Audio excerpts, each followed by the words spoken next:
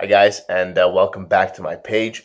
We're going to be doing something a little bit different on this episode. There's been a lot of talk in the comic book world as of late in regards to diversity when it comes to comic books, specifically in regards to Marvel.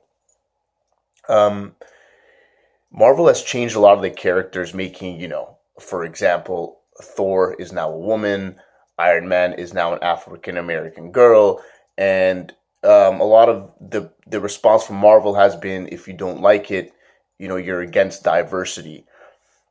To be honest with you, I don't think any comic book reader is against diversity in any sense.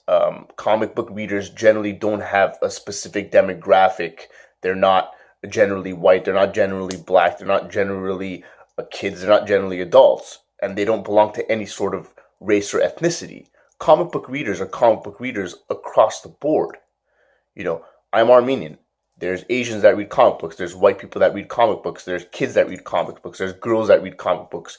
There's guys that read comic books. It's not demographic specific. So to say that comic book readers are against diversity is, I think, a ludicrous statement.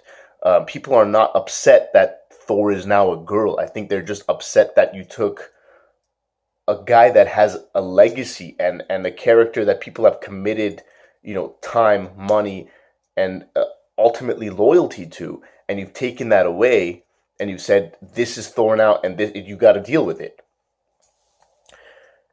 This is the issue. When DC did New 52, they pretty much stripped away the history of the characters that we all know and love. The first couple issues of all these series did pretty well. They sold well. After those two issues, the second people saw that this is not the character that I love, this is not the Superman that I love, this is not the Wonder Woman that I love, sales dropped. DC realized this. DC saw that there's a massive issue with what they're doing. This was not a race issue. This was just bad writing. This was just taking away what we love and replacing it with something fresh that has nothing to do with the character. It's a brand new character. You're just calling him Superman. You're just calling her Wonder Woman. So DC fixed that. DC did this whole rebirth thing where they brought back, the original stories of all of these characters that we love. They're crushing Marvel. They're crushing the market. Marvel, on the other hand, has pretty much replaced all of the characters that we love with somebody else. And this is where the kind of divide is. There are a lot of people that are saying, this is great because it kind of expands and it brings in new readership and all of that.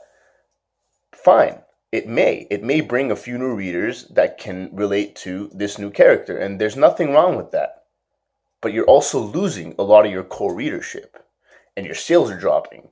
And the second your sales drop, you're not selling any books. The second you're not reading any books, people aren't reading them. That means you're not even getting through to anybody. My Marvel pull list has dropped not because Thor is a girl, but because the stories are just bad. The writing is bad. Everything is bad. Marvel needs to, and I'm sure they will, just like DC did, realize the error of their ways, and they will get their readers back. Now, in DC sense, yes, they are crushing the market, but that's because they brought back everything that we love about these characters. That's not to say that we were against what they had done. It was just, you took away what we loved about Superman. The Batman series still did pretty well, but that's just because the writing was superb. Again, going back to the issue of if the writing is good and the stories are good and the characters are being developed in a proper way, people are going to read it. So, there is a lot of back and forth on this, and there is, kind of two sides to this where people are for it, and I'm for it too. I don't see a problem with diversity. I think the best way to do something like that is create new characters.